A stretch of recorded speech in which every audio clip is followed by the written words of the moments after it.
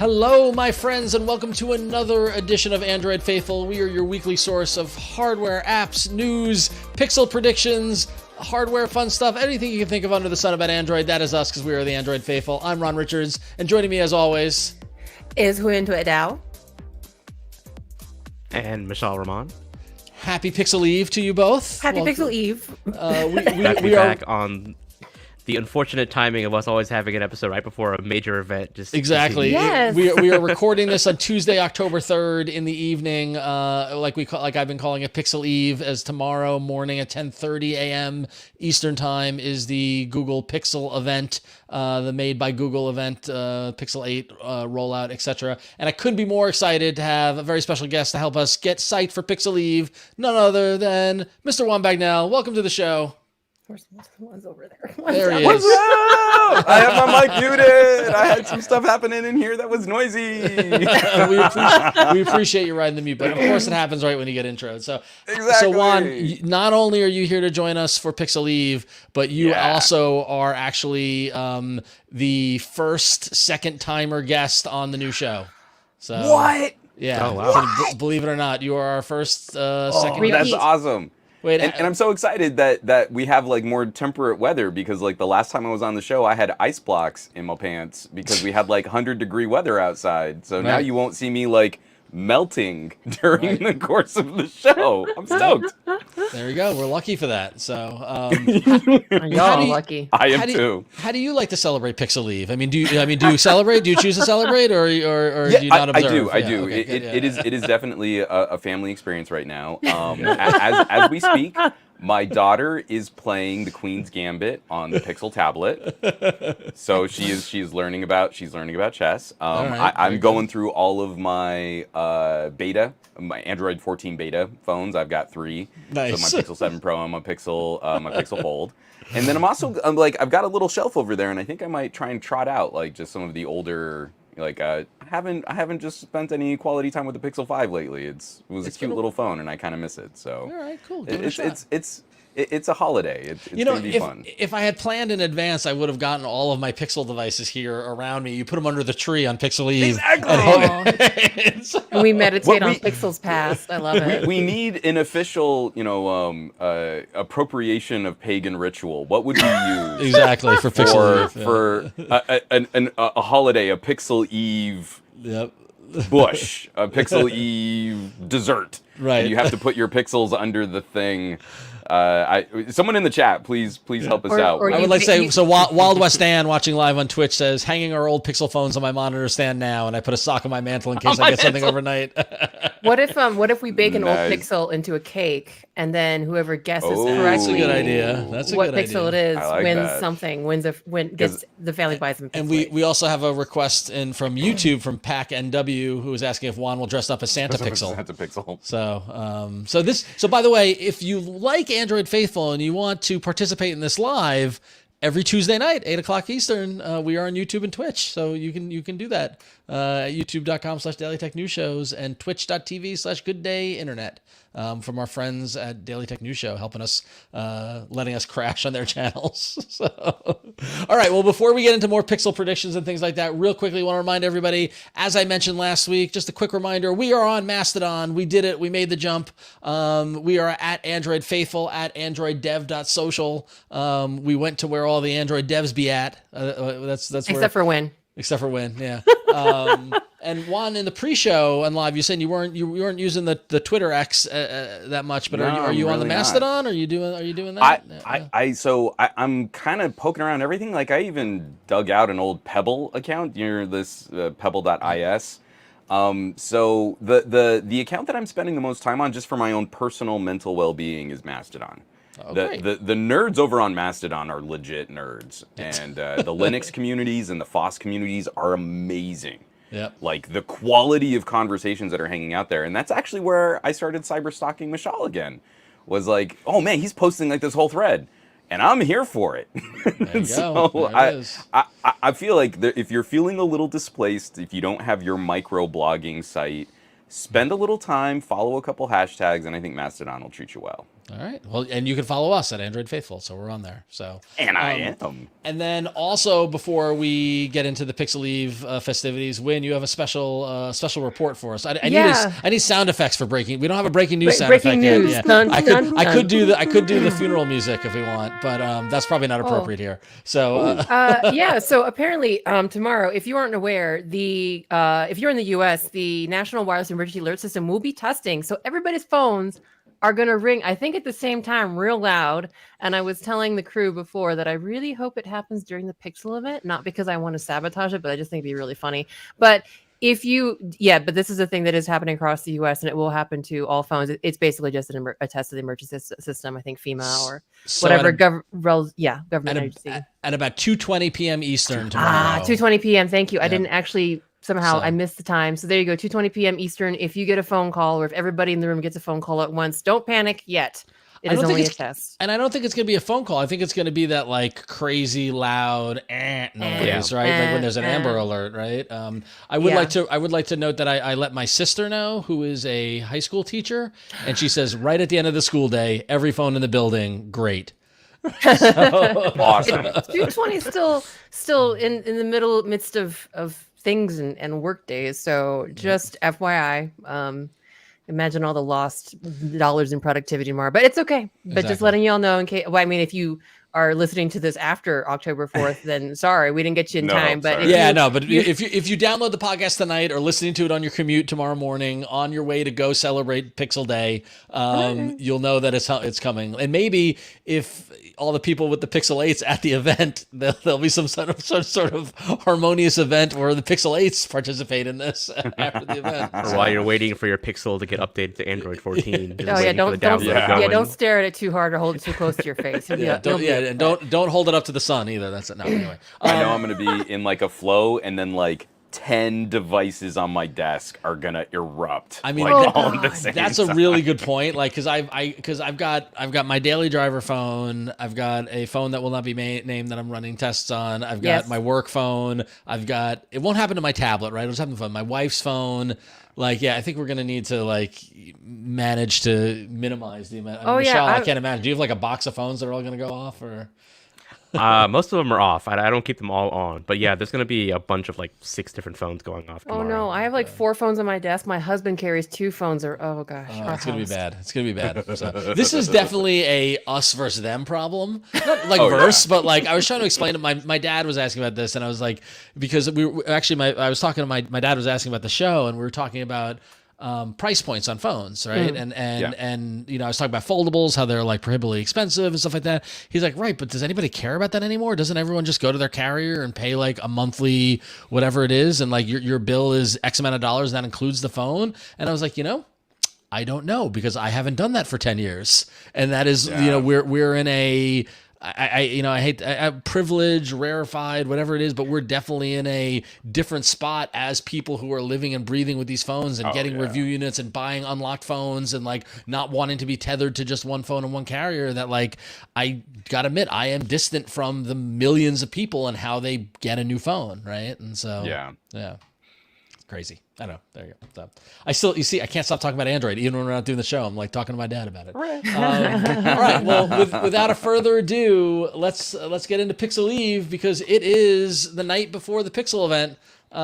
So I hope that you've been good this year, and I hope that you wrote to Santa Google.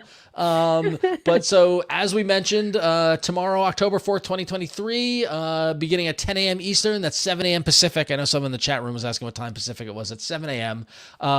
The Made by Google event will be happening live in New York City. They're going to be live streaming it both on Google's website and on their YouTube channel.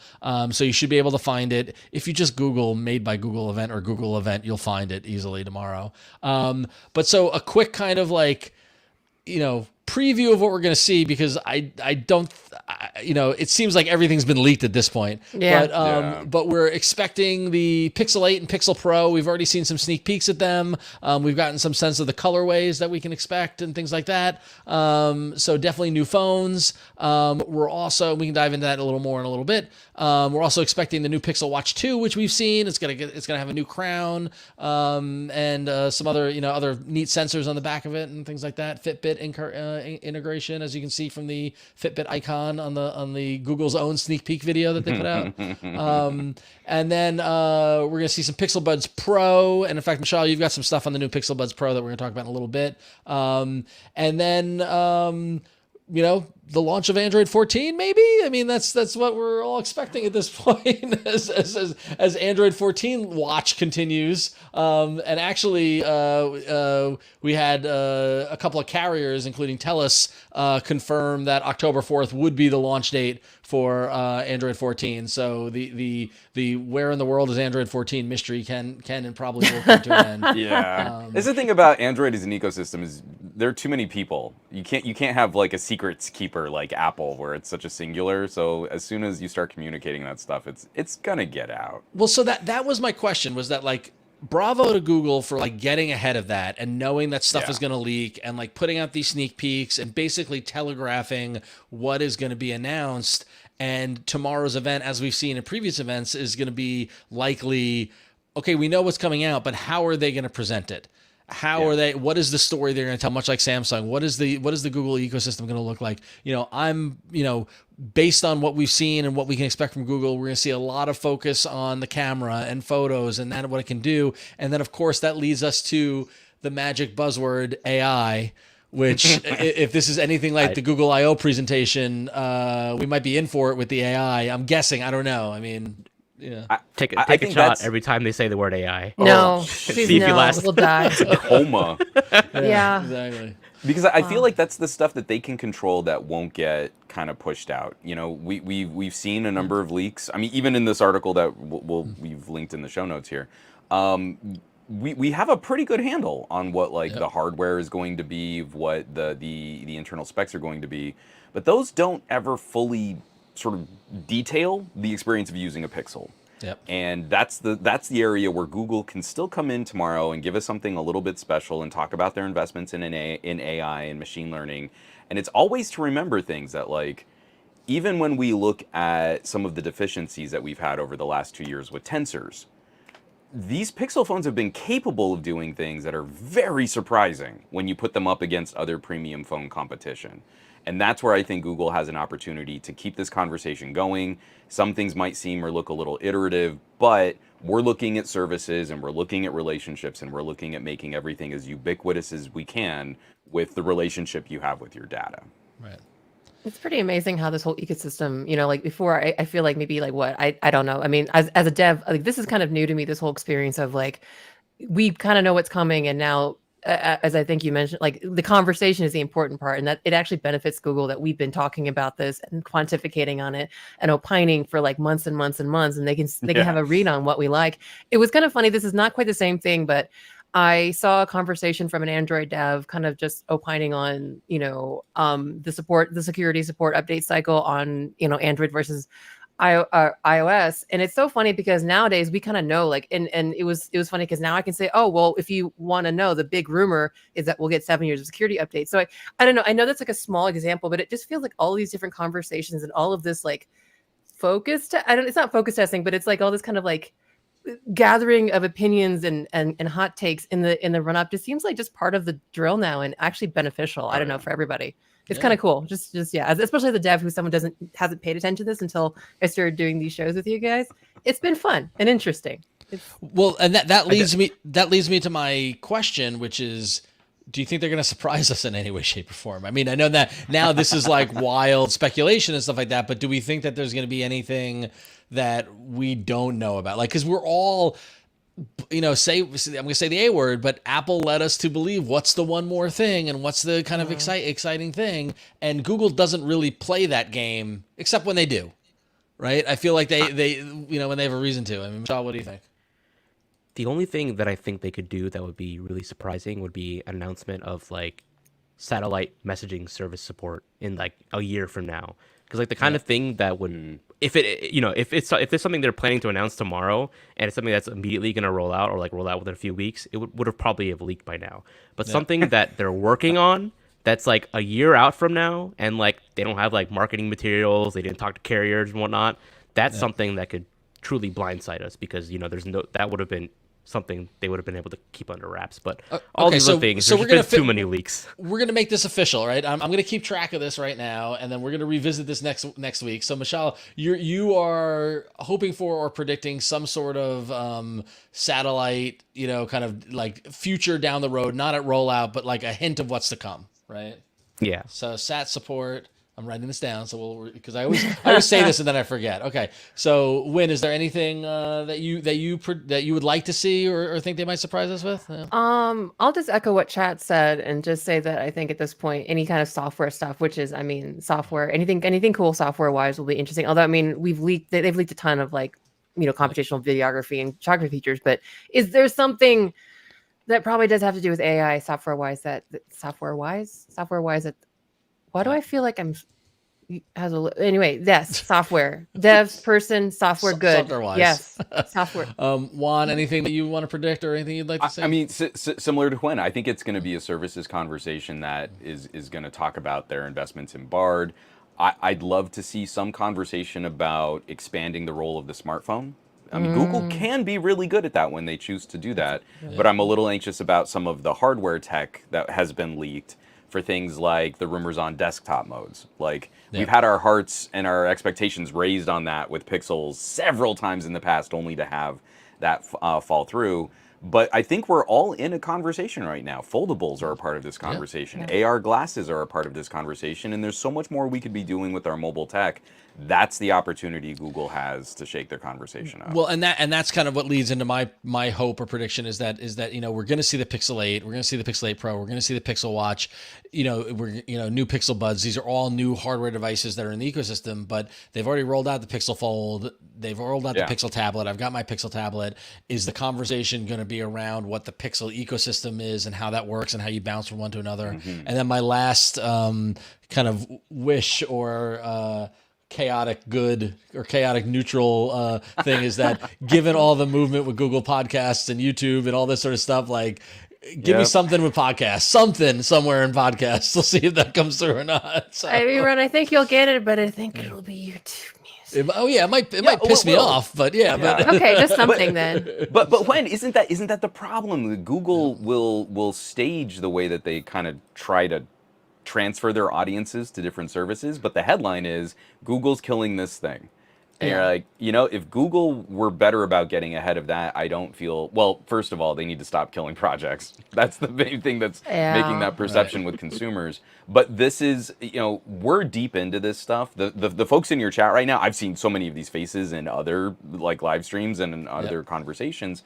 This is the time that people who are just a little bit more on the periphery but still tech adjacent are going to get all this stuff confirmed. They're not the ones digging through Twitter for all the leaks and the rumors and stuff like that. Exactly. And if Google can get out there and say, to Ron's point, hey, we really want to make this a more unified thing, and it doesn't make sense for us to have these separate apps, it takes some of the sting off of the 100 people that were still using the Google Podcast app.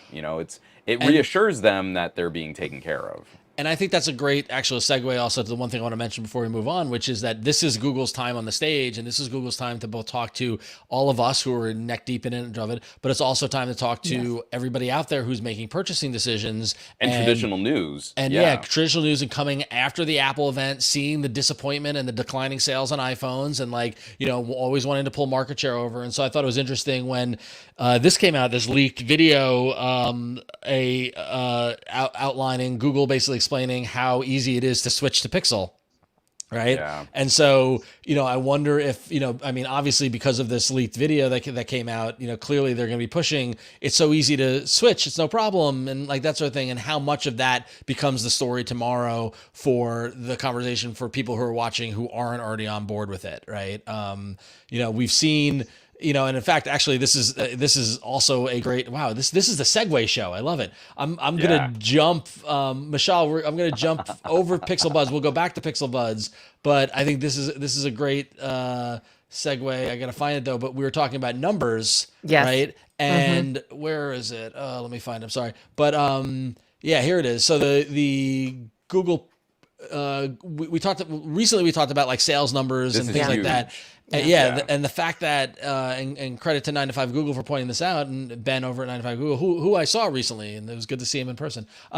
He said the Google Pixel is not the only smartphone brand that didn't shrink in North America in Q2. Which is highlighting the report from Canalys that specifies on smartphone shipments, saying that in Q2 2023, Google Pixel shipments were up 1.2 million units, and that's up about 60% from 800,000 in Q2 a year ago. And that they doubled their market share in North America to 4% as well. So like, if Pixel's on the rise, now's a good time to make a pitch to increase that even more, right? Yeah, for sure. And also, so impressive that they don't sell a cheap phone. No. Yep. Yeah. That's actually a pretty big deal when we talk about how the market sort of shifts for stuff like that, because usually we're talking about like the Android market is made up of a significant number of you got it for free at an MVNO low cost carrier kinds of phones, and this is pretty remarkable to see that turn from Google in this economy. Yep. And as JJ in the chat notes, JJ and we're gonna talk about this. That part of this, and actually part of the cost conversation is the recent news is that Google actually has gained ground in Japan, which is the third largest economy in the world, and a huge playground for mobile and gaming tech. And so iPhone has had over 50% market share in Japan for like the last couple of years, since like Q3 2021. And it really goes back to conversations we've been having, when we talked about the Canalys report and just the general economic insecurity and inflation across the world. It's so interesting because you're right, Juan. Google doesn't sell a cheap phone, but a little bit of difference having, the A series, having not a, and there's like a lot of hullabaloo about the iPhone 15 Max, basically being $100 more expensive because they got rid of like the base with it, the 128 gigabyte model. So there's a lot of, movement in the world markets around pricing. And so in terms of the ground that Google is gaining in Japan, which again is huge, it's not big. Google's still not a big player, but for having 12% share in Japan, which is a 6-fold increase over June last year, that's huge. That's 6 times the market share, and a lot of that is again things that we've talked about that we all have to deal with, which is like pricing. And also just consumer trends, like people are caring about cheaper phones, better terms in terms of updates, and the things that carriers are doing in terms of subsidies or not doing now. Apparently, like with the yen in Japan being the weakest it's been in like 3 decades, it actually makes the Pixel, which again is not that much cheaper than the iPhone, still a better option. And actually, I think they said specifically, some analysts say specifically, I think the 7A and the 6A are really kind of driving that increase. So it all ties together, and it's really interesting. The A series have historically done a tremendous job of pointing people towards the experience that you're really using. Like, how many people do you know buy a $1,000 phone and they're really only using about $200 worth of that phone? Right. And the A series perfectly frames this like daily driver, communicator, great camera kind of experience, and that message I think has done really well in a number of markets. Here, what I'm really impressed to see though is that with the entire global smartphone industry taking a dive, that Google's marketing efforts and Google's consistency on these I just threw on 5 phones on my desk by saying the G word. And possibly with all of our listeners too. Sorry. But that it's having a positive impact right now. They're not holding steady, they are showing growth. And in this market, it is incredible to be demonstrating growth right now. Yep, Google still has an uphill battle to face, though, when it comes to winning market share in the U.S., especially because of I know we weren't going to bring up RCS, but because of the RCS/iMessage debate, I do think there are other factors this generation that makes the Pixel 8 a more compelling reason to switch over. Like, as you saw, the ad that was leaked that shows us the various reasons that make it not so painful to switch over from an iPhone, but also the rumored 7 years of support that makes it worth holding onto your phone for longer. And also the potential freebies that we've talked about before, like the free Pixel Watch. Like, Google is going harder and harder on ecosystem, and that's been one of the main driving factors of locking people into one ecosystem. especially on the iPhone side. You Yeah. you get an You know, Apple and Watch, that's especially- it. You're an iPhone user. Yeah, Yeah. and Apple Watch is so good for that. I mean, we've had those conversations about Wear OS. It's been interesting because like hanging out with the parents of my daughter's friends. You know, she's gonna turn 8. She's in 2nd grade. There's this like mind share. There are a lot of Pixels at her school. It's surprising to see, and there are iPhone owners who know.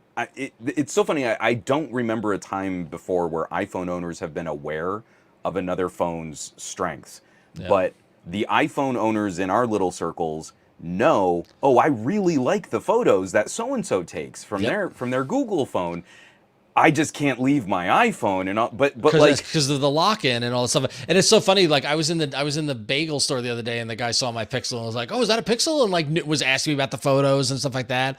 And then my kid's soccer coach texted me, and I got the little RCS lock in Google Messages, and I got all excited. I'm like, "Oh, he's not on an iPhone." I was like, "Yeah." So it's just funny about that. All right, well, Mishaal, we want to touch on the Pixel Buds before we move on too far here.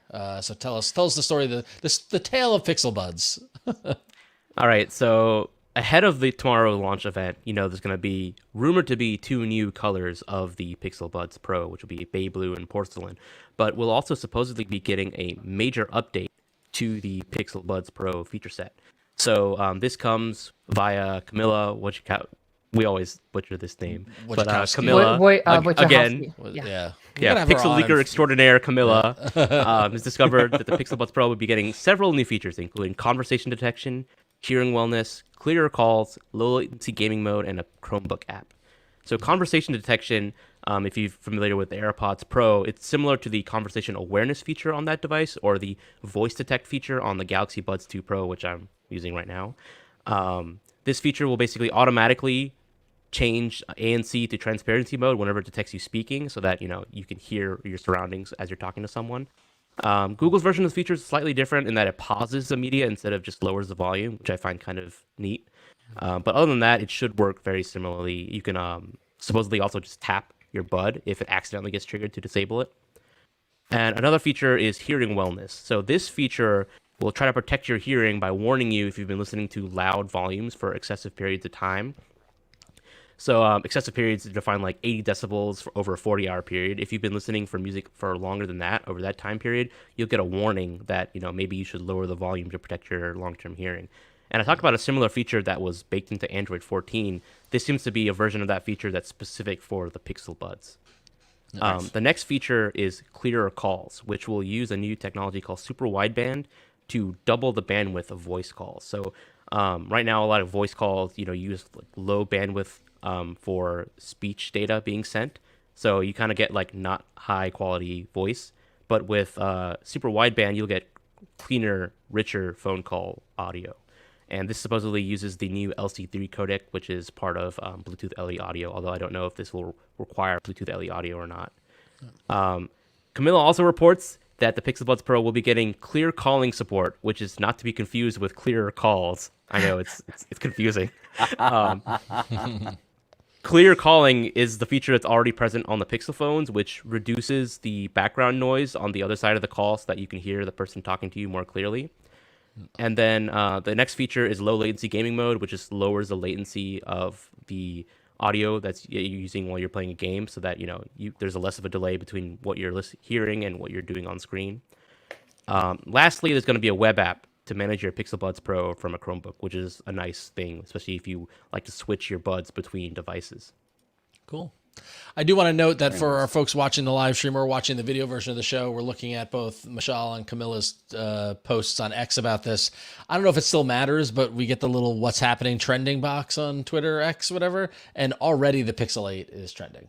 So that's got to be a good sign, at least in general, for here on Pixel. Did I see on your Twitter page there that 60 hertz was also trending?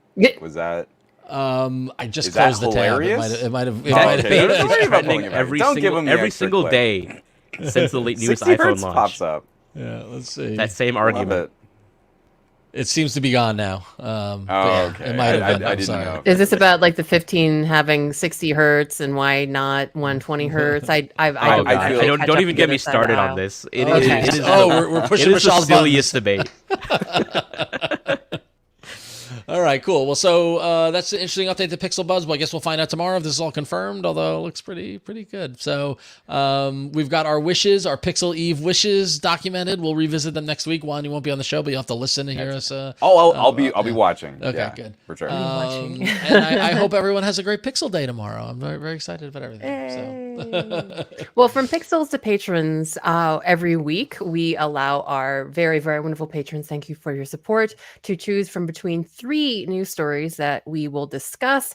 And this week we had for our lovely patrons the Google Earth app getting a new app redesign, a closer look at what WhatsApp is doing with their redesign. A lot of redesigns going on, and a third redesign, which is the winner this week with 40% of the vote. Chromebooks interface looking more like Android, and this is about Chrome OS version 117 rolling out. And just like pretty much everything else, Google is just trying to material you up the world, and that will include Chrome OS. So you will start to kind of notice more Chrome OS, more material UE kind of functionality.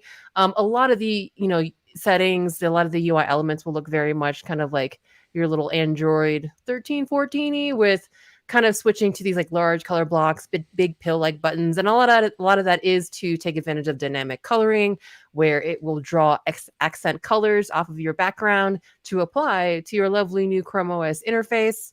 And yeah, just a lot of different elements. It is interesting to note that the material UIfication of Chrome OS is a bit limited to the OS itself. If you have any Android apps on there, they might not quite be rocking material U depending on what version it is. I think something about I think a lot of apps are stuck on Android 11. Is that correct? I can't load the article right now. Still, I'm going from memory.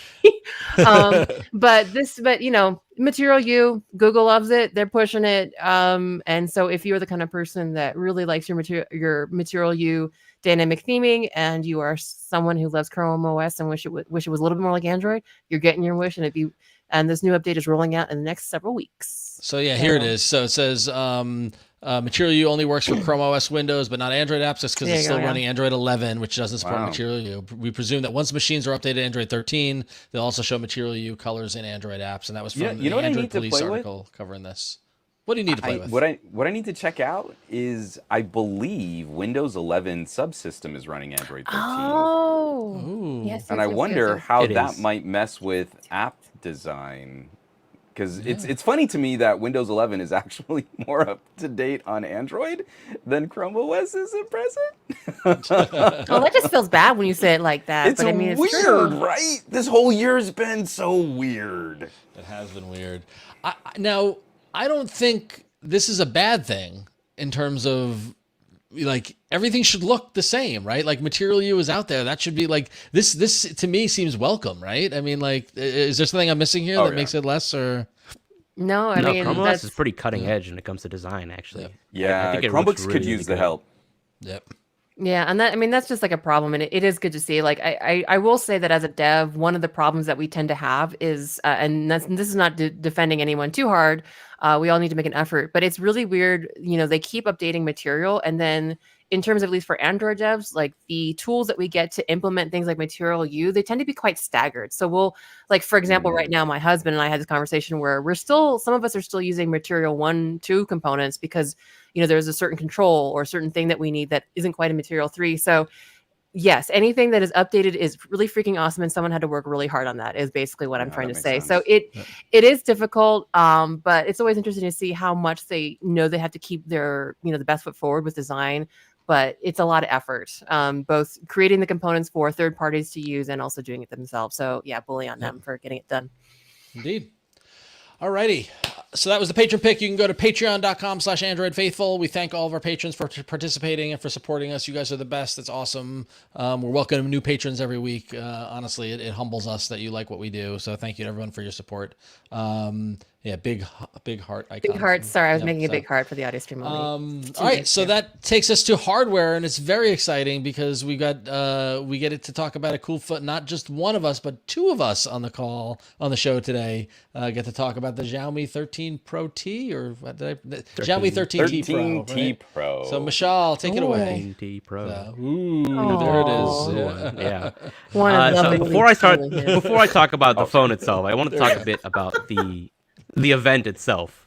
because Okay. we So you can't got- talk about Yeah, tomorrow's I Google didn't get to event. go to the event, so Oh, Mishaal Mishaal got got to to go to the event, huh? There we go. All right. So tell us all about it.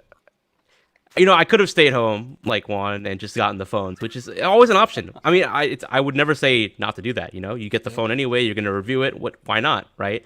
But for me, I live in Houston, and there's not much going on in Houston in terms of like photogenic things, right? So I love going on these trips because Berlin is infinitely more interesting and varied in terms of Well, scenery. so back it up. I mean, I don't have the context. So there was an event in Berlin. Like what? Give us the whole. Yeah. Give us the whole So, travelogue. Yeah. So Xiaomi invited a bunch of us, a couple of tech tubers from the U.S., of course from Europe, to attend their launch event in Berlin because they launched the Xiaomi 13T series in Europe. It was actually the first area where they launched it. It didn't launch in China, and then they launched it later in Europe. No, it just launched in Europe on September 26th. So they invited us to attend the launch event. Like I arrived 2 days before, and it was actually the day of the Berlin Marathon. I had no idea. It was pretty cool. Just arrived there. I'm like, why is everyone lined up on the side of the road? Why is there a band in the middle of the street just like playing music? And it's like 8 a.m. because like the hotel hadn't opened, so we just went out to go have like brunch. And then all of a sudden, on the way back, there was a horde of people running through the street. So we literally had to play like Human Frogger just to get back to our hotel. But yeah, it was quite an interesting event because Xiaomi actually like booked out this art gallery to show off like all the photos they took from the Xiaomi 13T Pro, like through a professional photographer. His name was Giuseppe Nucci, and he's like a professional photojournalist, and he like took photos of like people living their daily lives in like the countryside in various parts in Italy and Spain and etc. So like it's kind of cool to see the kinds of photography you can do from a smartphone. And the Xiaomi was kind of going really hard on their partnership with Leica because that's something they started with the Xiaomi 13 Ultra, and they also brought over to their more affordable 13T line. I know Xiaomi has a lot of phones. It's very confusing keeping up with like where their phones are. Their 13 series is their top end flagship. The 13T is like a little bit below that. So these smartphones are available in Europe, starting at I believe, starting at 649 euros for the 13T and 799 euros for the 13T Pro, and they both have basically the identical design. Like you could not tell them apart if you just have them side by side. They even come in the exact same colors and materials for each like specific model. So even if you can't tell them apart just by one has the fake leather, the vegan leather, and the other has glossy black. No, they both have the same available colors, same camera setups, exact same sensors. The main differences are that the 13T Pro has the MediaTek Dimensity 9200 Plus and 120 watt charging, while the non-Pro has the Dimensity 8200 Ultra and 67 watt charging. Those are the main differences between the two, but otherwise they're basically the same phone. Okay. But they both, have some pretty neat camera features. They have the Leica authentic and Leica vibrant looks. I took a whole bunch of photos while I was in Berlin. And we have some of those to show off here. Yeah. If you're on the video show, yep. I took a whole bunch of photos. This is pretty cool. I don't know what that statue thing is, but it was on the river, on the I forgot what river it's called, the Spree River near the center of Berlin. Like we got to see the Berlin TV Tower, the Mercedes-Benz Arena, and part of the Berlin Wall. Unfortunately, I didn't get to go up to the Berlin Wall itself. It's just our schedule was so packed. But yeah, it was pretty cool, like touring around Berlin, seeing what Xiaomi, was doing in Europe, which. One thing I did notice, I was TK. surprised. Yeah, TK, your buddy TK was there. Yeah, in Europe, actually, I was surprised by the variety of phones people were using, especially in Germany. Like in the US, 9 out of 10 people are probably, you walk around, they have an iPhone, right? And like occasionally you find a Pixel if you're lucky, or Samsung most of the time. But in Europe, there's so much more variety of what people are using, and Xiaomi's actually doing really well in Europe. So I can see why they launched this phone in Europe, and they went pretty hard on the marketing there. Yep. Yeah, it's a huge opportunity for them because of some of the issues that the BBK brands have been having.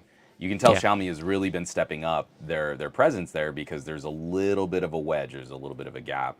The phone is a screamer. The 9200 Plus is a fantastic chip from MediaTek. The performance has been fantastic, and it's nice seeing some of those other quality of life features making their way into the T series. Like Mishaal was saying, it's always like their mid-year refresh is like their it's not like a Poco or a Realme. It's not a flagship killer, but it is like a half year cheaper high performance phone.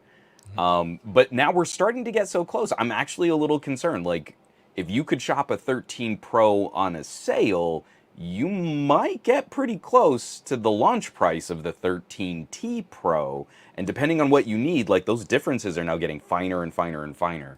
So I know that a lot of these companies, their marketing is kind of based on the novelty. It's something new, a new announcement, new announcement. It's just constantly bombarding you with novelty. But when you're really trying to shop all the parts and pieces, do you want the better camera sensor? Do you want 120 watt charging? Do you want... It's like so granular now what kind of decision you need to make when you're trying to pick one or the other. And this is just in Xiaomi's bucket, let alone all the other brands that are making phones around that price point too. Yeah, and actually, Xiaomi has. I mean, I'm not sure you're all familiar with the Xiaomi ecosystem. Like, there's so many Mi-branded stuff. It's just insane. You could probably build a house full of just Xiaomi stuff. Oh yeah. Not in the U.S. though. We don't get like any Xiaomi stuff in the U.S. So apart there from was like some stuff. Just a minute while I was at Newegg where we were getting Xiaomi laptops and Xiaomi scooters, and they were starting to talk about other like home goods and like IoT stuff. And then that was just before Huawei got crushed.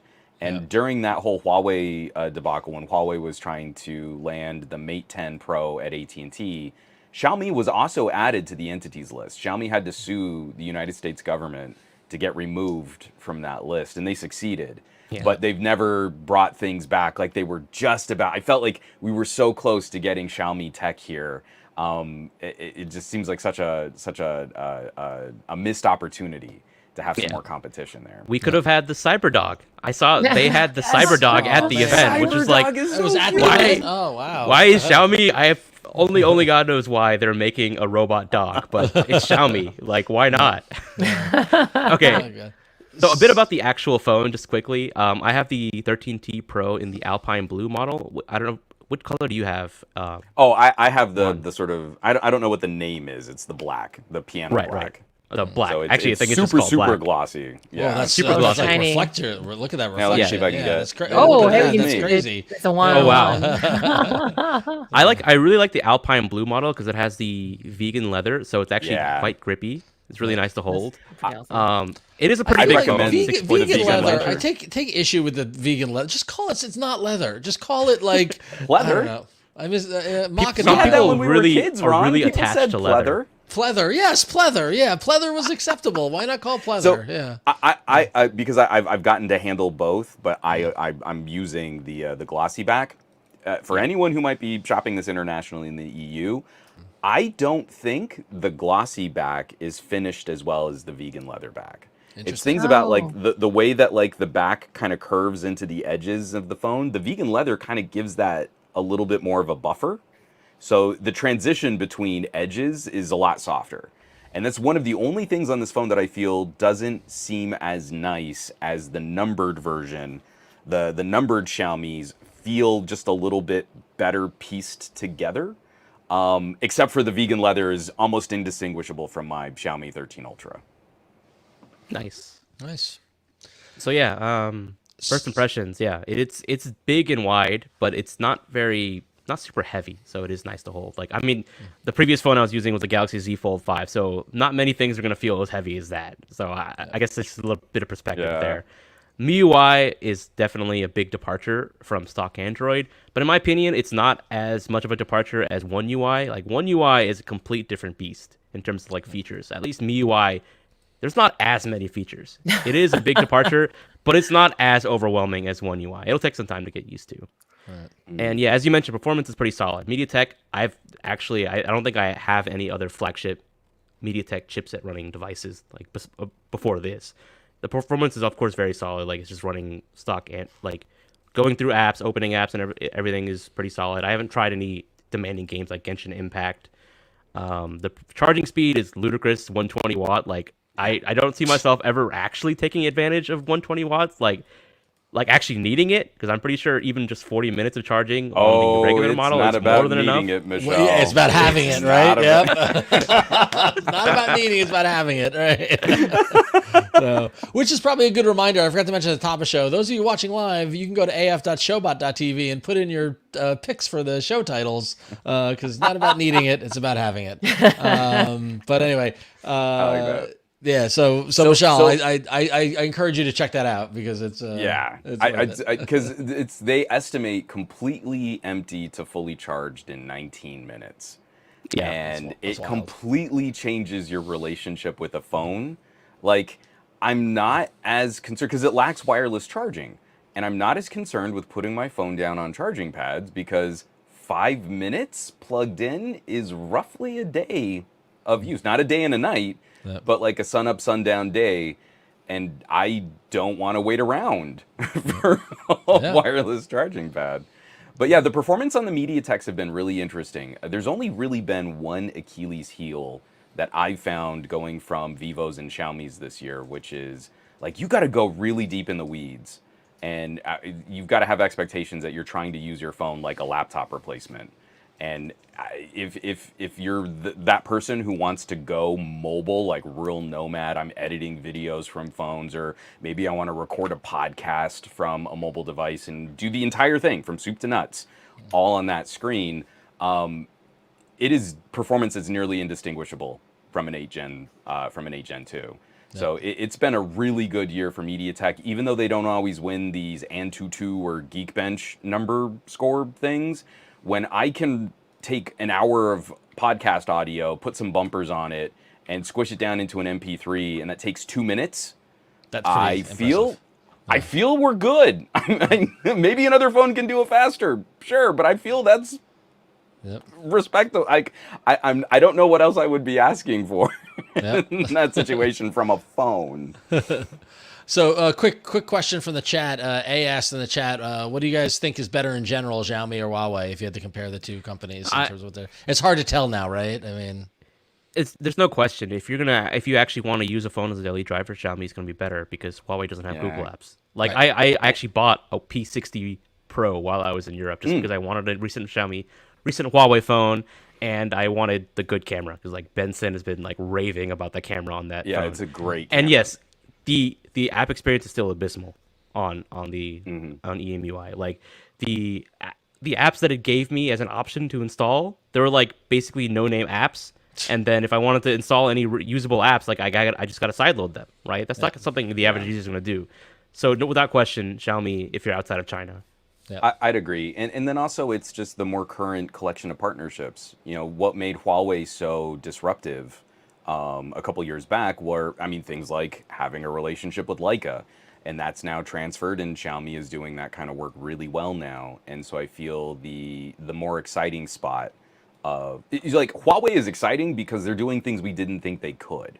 Xiaomi is exciting because they are the tip of the spear. This is some of the most bleeding edge content creation, photography, and video hardware I've ever seen on mobile devices at all the prices that they're selling mobile devices right now. Yeah. Well, cool. And so, I quickly, Mishaal, I want to plug you. You did a great write up in the Android Reddit in the Android subreddit on Reddit.com of your rundown of the new device in comparison to the 13T and all that great stuff. So I encourage everybody to go read that and check it out. Really thorough, really good work there, and you got a trip out of it. That's pretty cool. Yay! So yay. All right, so thumbs up for Xiaomi 13T Pro. You guys are both you both like it. Don't like what's the final word? I really like it. You might want to shop in your region if there's a 13 Pro near the price, because those are very interesting. That's a very interesting fight. My video is like, because what Mishaal was saying, there are so many Xiaomi devices that get launched over the course of the year. I worry that someone is just looking at the release date and say, well, that's the new one. It must be the goodest one. And that is not Right. what Xiaomi is doing. There is a reason, but I also feel like this year more than in some years past, the T series is not as clearly defined a difference from the numbered series. And so it makes that fight, it makes that comparison a little trickier to wrap my brain around. there's a consumer who's really going to be a good fit for the 13T. There's a consumer who's going to be a really good fit for the 13. This year, I feel there's a lot of Venn diagram overlap. Yep. Cool. Mishaal, any final word? No, I mean, this is my first Xiaomi flagship in a very long time, and I'm pleasantly surprised by the hardware. And Can I just show real quick? If I hold this up, so this is one of the things that we're talking about with this new stacked sensor. People who know, like, if you're chasing after a kid, you've got about 6 shots with a pixel before it starts slowing down the shutter. Oh on my you God! and Yes. just go pop, pop, pop, pop. Yes. Yep. So I'm just this is the 13T Pro, and I'm just gonna go.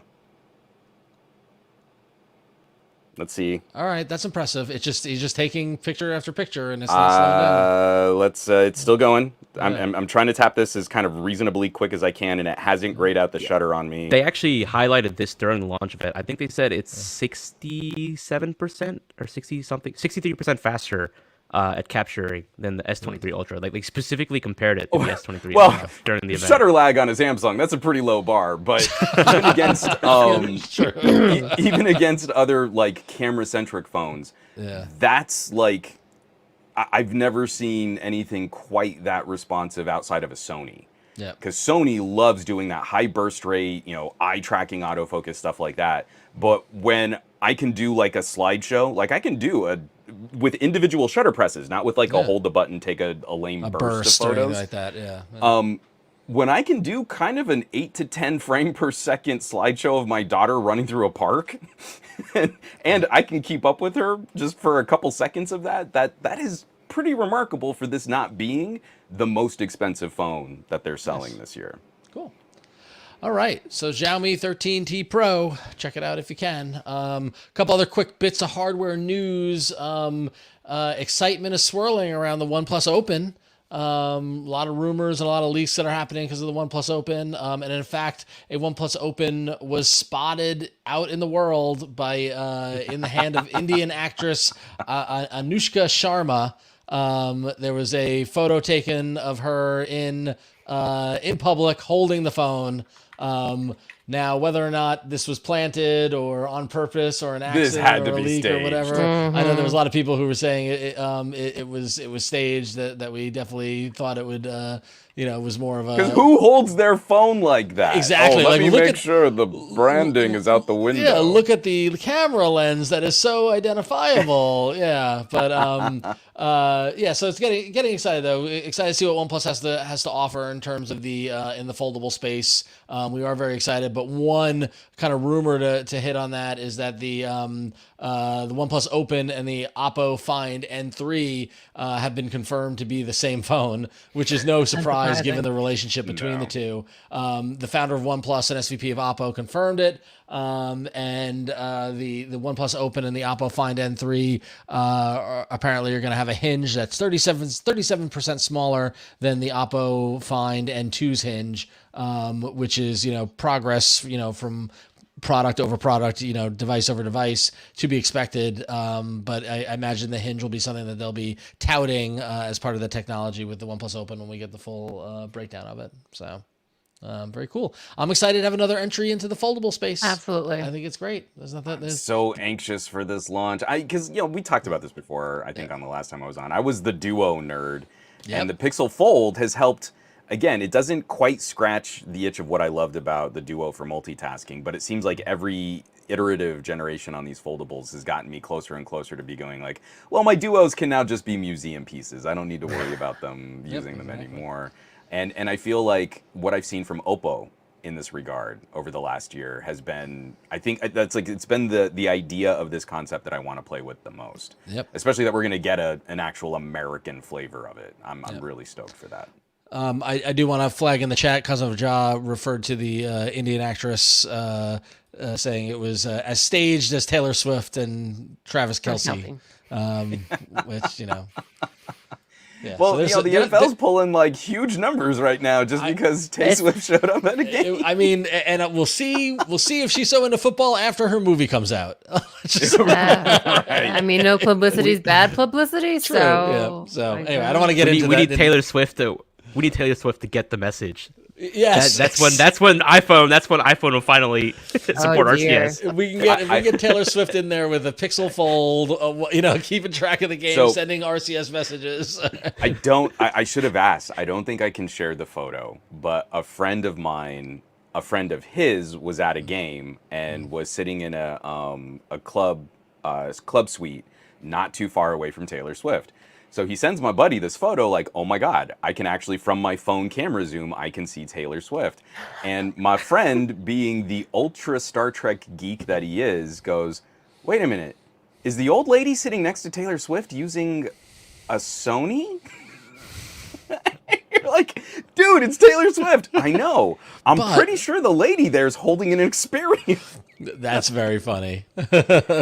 So if Taylor Swift could pick up a Sony, I'm sure we'd see double-digit growth on Sony's North American presence.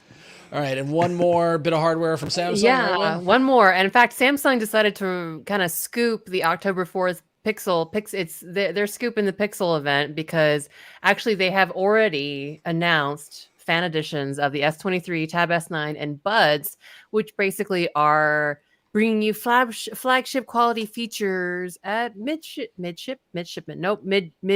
prices, mid-range prices. Yep. So when we had first put this on the rundown, it was to be announced, and they had kind of sent a little leaky peeky announcement in their X banner image of the new Epic. And we mentioned that we're going to reveal new versions of the S23, S-Tab 9, and their Buds on October 4th. But hey, you know what? It's already October 4th over in India, and the announcement was made on Samsung India's account. And so, yeah, if you are a Samsung fan, you feel like a Samsung edition, you got that for the S23 FE, Tab S9 FE, and the Buds. I mean, basically, these are, touting similar features to the flagship, just at more mid-range quality and specs and prices. But yeah, basically the Galaxy S23 FE is a very solid Pixel 7a competitor. I think the price is about $600 USD. And yeah, rocking that Exynos 2000 chipset. If you're getting one in Asia and EU, in the US, the variant will carry the Snapdragon 8 Gen 1, 6.3-inch AMOLED screen, 8 gigabytes of RAM, up to 256 gigabytes of storage. And in the rear camera, you've got a 50 megapixel primary with optic image stabilization, 12 megapixel ultra wide, and an 8 megapixel telephoto with 3x zoom. And yeah, you're going to get a tab as well.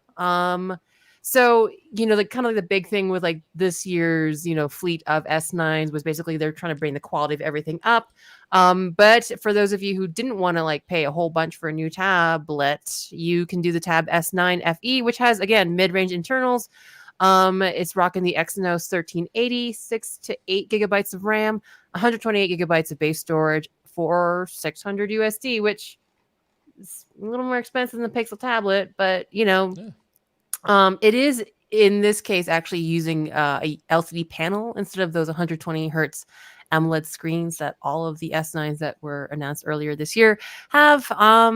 And you got the Buds as well to go with. But yeah, check them out. The fan editions, if you are a Samsung Galaxy fan, and I really wanted to come up with a cute little flagship-ish, but it's FE, not FI. So flagship-ish phones. You got them. Can I just say, there's nothing fan edition about half the devices they've released under the fan edition name anymore. Agreed. It made sense with the original Note FE, because there were people who legitimately love the Note 7 and Are you wanted guys to keep gonna using make it. me defend Samsung? I'm gonna. No, have to do I that? think fan edition. I think they just don't want to call it light, which would imply Oh, a lower quality that's fair. version. Yeah, So they light- use The light- FE thing is instead. that it's all marketing and branding, right? Because this is Yeah. essentially their A. Right, Yes. this is the Yeah, Pixel exactly. A for them, right? And so, Right.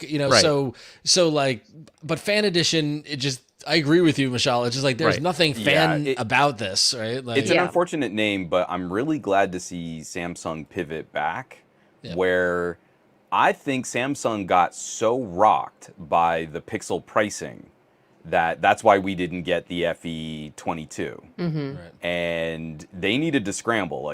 It's not much of a fan perk to sell a $700 compromised phone when, again, we've had those conversations. You go to your carrier store, and if you have the means and you have the good credit, you can just walk out the door with a Galaxy S23. Like, that's not hard for a lot of consumers out there. So I'm really glad to see them pivot back, and now this looks like appropriate competition. This is why we need strong third place players. Yep. The Pixel 6, the Pixel 7 surprised not only tech journalists, but so many other manufacturers, that now we're seeing the ramifications of that with more competitive pricing on these I don't, and you're right, I don't know what to call them. It's not a mid-ranger, but it's definitely not a premium tier phone, but it's somewhere on the border between mid and expensive. Yep. Just replace the FE with the word light, and it all makes sense. Well, it's the yeah, S23 exactly. light. And The I Tab I S9 agree with you. light. The name is unfortunate. I get the connotation of not wanting light, because light, from a market, I put on my marketing hat for a second, light, not as robust, Implies lower quality. not as cheap, good. the Yeah, implication of cheapness, which- And exactly. I have bad memories of Samsung lights back in the day. I would not want to revisit that word, but I think you're right, Mishaal. They should probably start looking at, is it worth making this another letter? Yeah. I know you get the psychology if it's a Galaxy S23 FE and Galaxy S's are the good ones, but it also just adds to the confusion of which one would you buy, and it's not like $600 is an impulse buy. That it's still a decently expensive phone for a lot of people. That used to be the flagship Yeah. price. Yeah. Yeah. So, oh man. Yeah. You know, you some might think they could just copy Google and call it the A series, but they already have an A series, so they can Exactly. They can copy Google copying Samsung. We'll adjust one of our axioms from hardware is hard to marketing is hard. Naming is hard, for sure. So. All right, well, that's going to wrap us up for hardware. We're going to get into some apps news, and I'm a little upset, everybody. You might remember about a year ago, Google Messages rolled out a nifty little thing at the top of the Messages app in the UI. It could sort your messages by personal and by business, and it pulled out, using the wonderful Google AI, it pulled out all of those OTP messages and two-factor messages and anything that was seen as from a business versus what was coming from your friends and all that sort of stuff. And I loved it. If you listen to our former show all about Android, I heralded. I said, this is fantastic. This is Google thinking about us as users.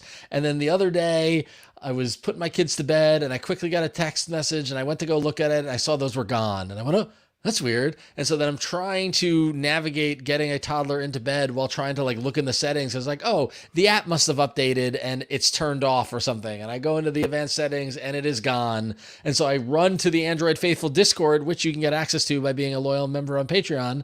And I was like, anybody else run into this? And it was pointed out to me that it was confirmed that the new Google Messages app that rolled out last week removed the nav drawer. So if you remember, this app had a nav drawer on the left side. They completely removed it. And in doing that, they got rid of the options to look at your archive and spam and blocked. And they also got rid of the top organizational tabs that I love so much. They are gone. And my question here is simply, why Google? Why? I don't love it.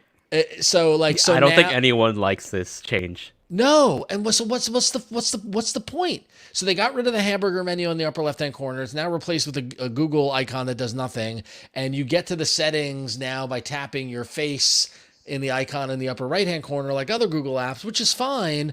But why get rid of the smart sorting? I don't understand. Yeah. It was so delightful. It was like a little flavor of inbox for text messages, and I loved having that divided, and I don't know how to replicate that, and that makes me sad.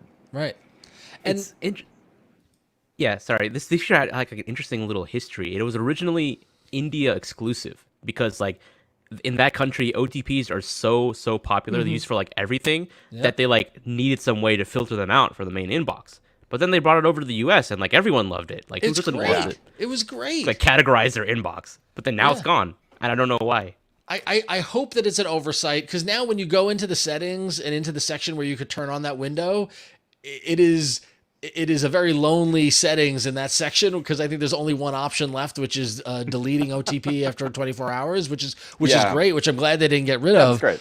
But it's just like, what is going on? And so then I thought it was interesting because there seems to be a lot of activity around Google Messages for whatever reason, right? So they made this update, they made this change. Then they also started rolling out a redesign to the voice recorder aspect within Google Messages, right? It's getting a little more Material UE and all that sort of stuff. So we've got that kind of redesign happening. And then also they are testing a new conversation picker from the share sheet. Which we love the share sheet, right? When that is a developer, Share sheet. And they're trying to give you more context, though. Like it looks, I mean, it's hard to tell because obviously someone had to privatize, blank it out, blank it out. So, but I think they're trying to give you more context when you paste something, so you kind of remember what you're saying to whom when you're trying to paste stuff, which is fair. But it's a lot going on in messages. So much. There's a lot of changes. Which, going back to the Pixel event, is this changes in advance of something that we don't even know about? So I'm willing to give them the benefit of the doubt as someone who loves messaging and loves RCS and loves the Google messaging app and has abandoned Textra and all the other like third-party apps. I'm like, okay, Google, I'm hitching my I'm sorry, I just did it. I didn't mean to do it. I'm sorry. I just watched. I just saw like 3 devices light up. I looked around too, and like I'm wearing headphones, so you wouldn't have activated all my phones, but I'm so used to it. Triggered. So I apologize to everybody listening if I triggered your devices, but okay, G, I'm hitching my wagon to you on messaging. Do me right, all right, and give me back those inbox-esque sorting features in messages, because my text messages are a mess now. It is I got so used to having all the business crap, which I still want. Like I want to get the text message telling me that my order is ready. I can go pick it up. Great. I still want that. Just separate that from my baseball chat with my buddies and my the other things like that. So I don't know. I'd argue that this is kind of like the Material 3ifying, because I think something that with Material 3, and I think was it 12, where everything is getting bigger, everything is getting, I mean, I guess for lack of a way of better saying it, it seems a little more novice, beginner friendly. It has that feel of being kind of more of a, I don't know, less power usery interface is just what I can say. And like the challenge is, like, actually as Material 3 has come out, they've basically been stripping out things like, don't do the hamburger menus, don't do dense menus. Like they really want people, app design, to kind of be stripping things down and trying to reorganize it to be as simple and as shallow as possible. But that also means that when you have something that is a complex feature that is, something like sorting, where you need to show people information, all of us app devs are like, where do we put things now? And so things like what happens is now they have a feature that you love, for example, Ron, which requires the space and which is not following preferred, much more simplest, like minimalist, design guidelines. And now people are like, well, where the fuck do we put things? And I think this is also left hand not talking to right hand in terms of design and features. But the Google app, there's a material team, and there's all the teams that actually have to use it on the Google apps. This discrepancy there. And that definitely reads like current Google right now, where I'm sure everyone in this room has met like some of the most talented and passionate engineers and developers working for this company, and then they don't get marching orders that line up with other divisions in the all the time. But like you were saying, Gwen, and like Clinton Woodward is saying in the chat, don't dumb down the functionality. If you want to streamline this, that's fine. You could still give me a Messages Pro mode, right, or something to let me categorize this stuff like the way that I had it before. And that's always one of the things that concerns me, is the power users become evangelists for certain features and for certain clients and these apps and these services. And they're like, but now I can't use it how I liked it. And I'm going to be a little deflated if someone's like, oh, I just switched to a Pixel, and what do you think about RCS? And you're like, oh yeah, it's good. Yeah, well, you missed when it was better though. To your point, why not just make it an option? Why not make it an option? Like I literally had this conversation at work today in my day job where we're talking about UI stuff and like 2 options. And like, give the user the option and let them choose. It's 2023. It's almost 2024. We have the ability to give them options, and power users understand it and average users not use it. Like that's not. Yeah. I'm sorry. Yeah. You can tell when I get. It really, unfortunately, it really shouldn't be that hard. Yeah. Unfortunately, with the removal of this feature, it seems that Messages is no longer going in the direction of becoming more like Gmail. And now Gmail is going in the direction of becoming more like Messages because of the new feature that is starting to roll out today, which is emoji reactions. Look at Mishaal with the segue. Excellent Bravo, sir. segue. That's like you just like honestly like Scott Pilgrim style. You just podcasting unlocked, right? Like you just leveled up there, Mishaal. Bravo.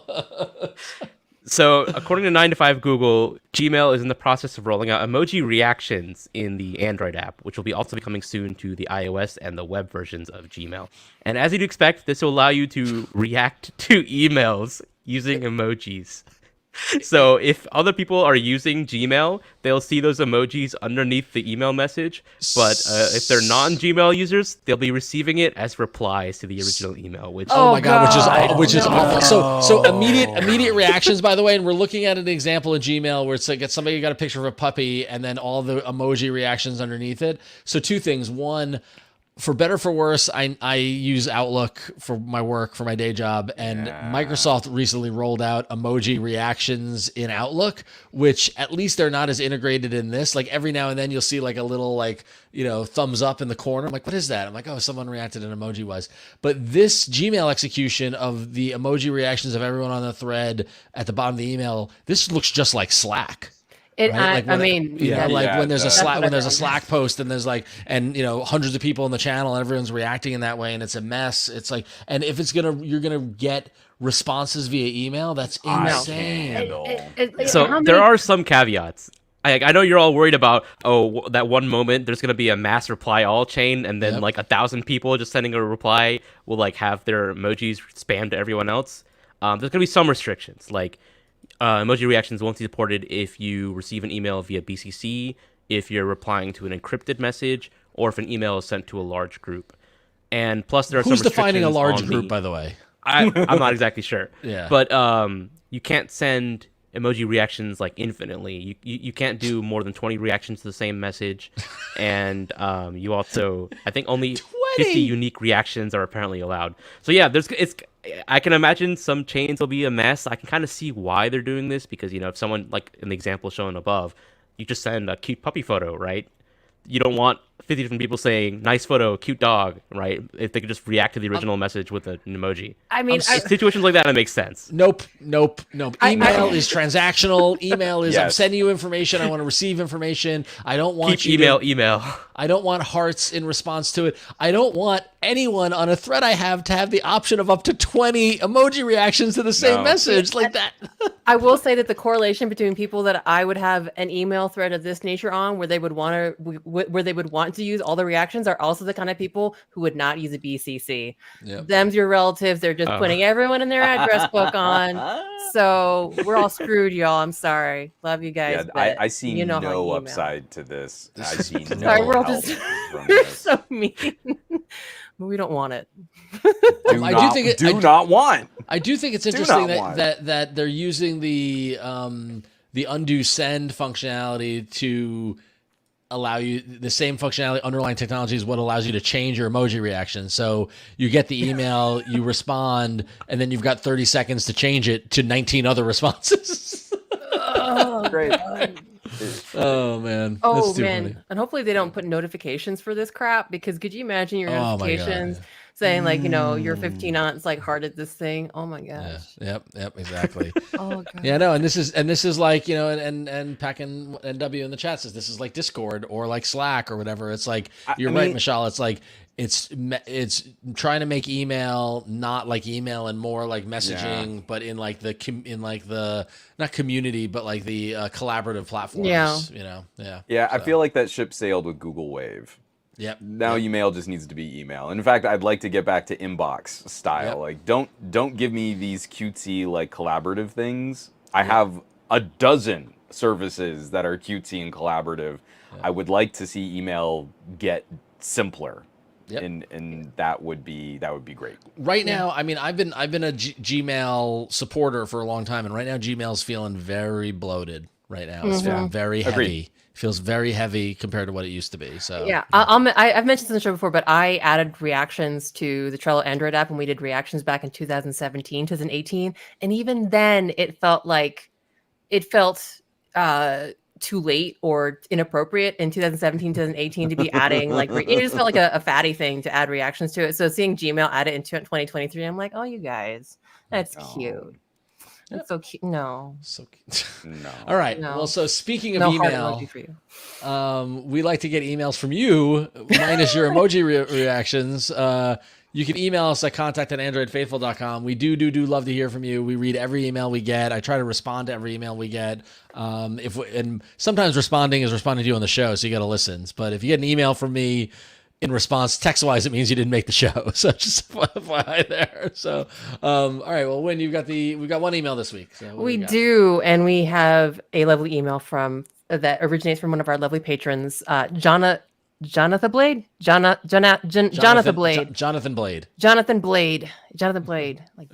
Anyway, cheers, kids. I'm so happy that last call on your discussions has been extended and that many more rounds are to be enjoyed. Oh, us too, Jonathan.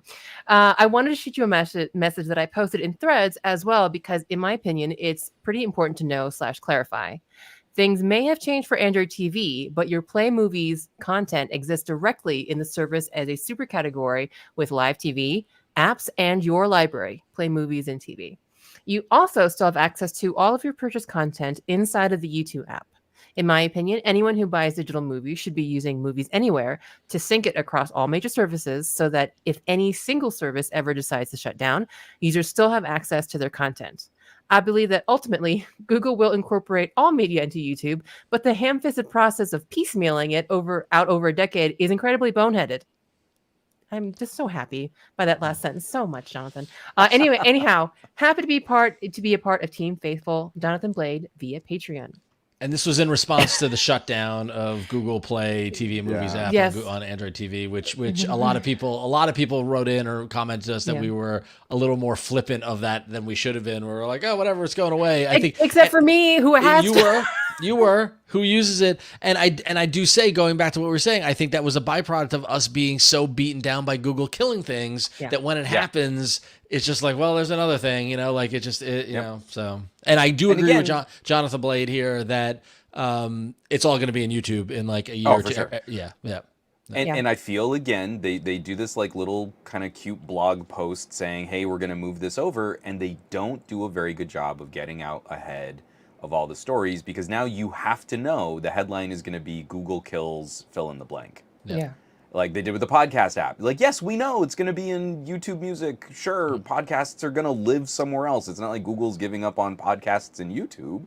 But Google isn't leading that discussion very well. They're putting out like this little simple cutesy, like it's a press release and don't worry, everything's going to be fine. And then there's like a vacuum of conversation surrounding it where other people are going to kind of reinforce that image of killed by Google. Yep. So. I think at this point, we've already seen Google Play Music migrate over to YouTube Music. Yep. You know, YouTube plus YouTube Music. We've seen Google Podcasts migrate over to YouTube. We've seen Google Play Movies and TV migrate over to YouTube. At this point, if Google launches any new audio visual service that isn't integrated with YouTube, expect it to eventually be killed and migrate over to YouTube. Oh, sure. That's the smart thing to do, right? They should do that from the beginning. But if they decide we're going to experiment with this new platform and it's not part of YouTube, I wouldn't get too invested on it. I would expect it to migrate to YouTube eventually. That's just the way things seem to be going. Yep. Yeah. So, all right, cool. Well, like we said, you can email us at contact@androidfaithful.com, or if you're a member of our Patreon, you can message us there. We love to hear from folks. Thank you so much. And thank you, Mr. Bagnell, for joining us. You are the best here on Pixel Eve. I couldn't think of anyone better to celebrate it with. I'm so stoked. So where can people find more of your stuff, your content, as they say in the biz? Some gadget guy all over the internet. I followed like 4 or 5 new followers on Mastodon just while we were live streaming today. So I'm really excited to see some more people chatting over there. But my home site is SomeGadgetGuy.com. My YouTube channel is youtube.com/@SomeGadgetGuy.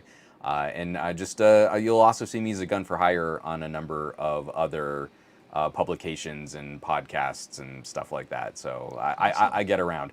I would like to take just one extra second from my last appearance on this podcast to just remind people that Apple still has not updated the iPhone to support location trackers, and they are still holding this market hostage for their own benefit to sell AirTags.